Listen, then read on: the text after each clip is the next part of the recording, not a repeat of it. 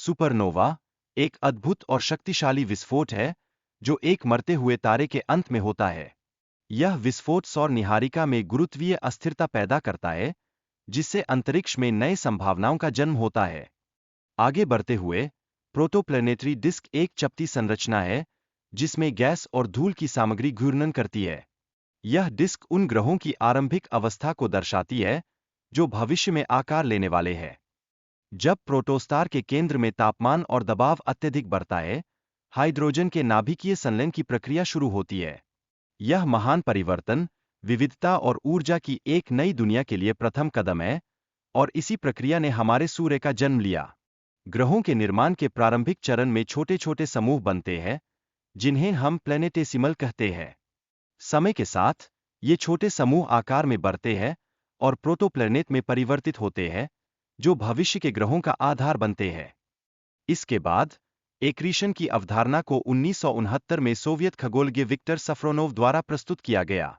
उनका यह अनुसंधान 1984 में वैज्ञानिक समुदाय द्वारा गंभीरता से लिया गया, और यह ग्रह निर्माण के अध्ययन में एक नया दृष्टिकोण स्थापित करता है। पृथ्वी पर गिरने वाले उल्कापिंडों का अध्ययन वैज्ञानिकों को प्राचीन धूल और चोंड्रूल्स के बारे में महत्वपूर्ण जानकारी प्रदान करता है। ये तत्व हमारे ग्रहों के निर्माण के प्रारंभिक समय के हैं, जो हमें उस युग की गहरी समझ देते हैं। हार्डियन युग में, पृथ्वी पर पानी का आना मुख्य रूप से धूमकेतुओं और क्षुद्र ग्रहों के टकराव के माध्यम से हुआ। ये टकराव पृथ्वी के वातावरण में भाप के रूप में पानी छोड़ते थे, जो जीवन के अस्तित्व के लिए एक आवश्यक तत्व बन जाता है। इसके अलावा, पृथ्वी की संरचना में बदलाव के लिए 3 मुख्य तकनीकों का उपयोग किया गया है: रेडियोमेट्रिक डेटिंग, तुलनात्मक ग्रह विज्ञान और कंप्यूटर सिमुलेशन। ये तकनीकें हमें पृथ्वी के विकास को समझने में मदद करती है। हार्डियन युग के अंत में, पृथ्वी की परतें बनना शुरू हो गई थीं। इसके पश्चात, आर्कियन युग में पृथ्वी के 3 मुख्य परतों की अलगाव प्रक्रिया की शुरुआत हुई, जो जीवन के लिए एक नई आधारशिला रखती है। इसके अलावा, पृथ्वी की परतों में ऊष्मा के स्रोत के रूप में रेडियोधर्मी अपघटन एक महत्वपूर्ण कारक है, जो कोर के तापमान को बनाए रखता है। यह तापमान की स्थिरता जीवन के लिए अनुकूल परिस्थितियों की नींव है।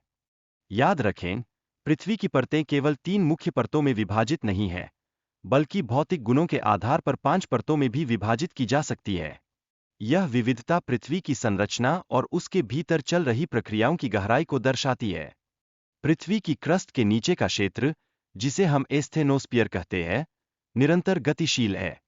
यह क्षेत्र टेक्टोनिक प्लेटों के बीच का है, जहां परिवर्तन और विकास की प्रक्रिया जारी रहती है। पृथ्वी के बाहरी कोर में धातु की स्थिति तरल होती है, जबकि आंतरिक कोर ठोस है।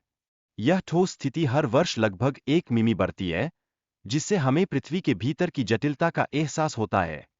चांद के निर्माण के लिए कई सिद्धांत थे, जैसे कि कैप्चर और कोफॉर्मेशन थ्योरी। हालांकि, सबसे मान्य सिद्धांत बड़े प्रभाव का है, जो पृथ्वी और एक अन्य प्रोटोप्लैनेट के बीच टकराव के परिणामस्वरूप हुआ।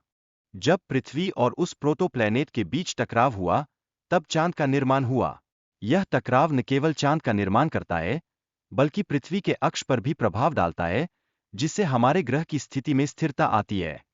चंद्रमा के बिना महासागरीय ज्वार नहीं होते, जो जीवों को महासागर से पृथ्वी पर आने में मदद करते हैं। यह जीवन के विकास के लिए एक अनिवार्य घटक बन जाता है, जो विकास की एक नई दिशा में हमें प्रेरित करता है। जैसे जैसे पृथ्वी ठंडी होती गई, जलवाष्प संजनित होकर बारिश में बदल गई, जिसके परिणामस्वरूप महासागरों का निर्माण हुआ। यह प्रक्रिया जीवन के लिए आवश्यक तरल पानी प्रदान करती है, जो एक अनोखे जीवन चक्र की शुरुआत करती है। और अंत में, पृथ्वी की परिधि और सूर्य की दूरी ने जीवन के लिए सही परिस्थितियों को बनाए रखा। ये स्थितियां जीवन के विकास में सहायक रहीं और यह साबित किया कि उचित वातावरण में जीवन कैसे फल फूल सकता है।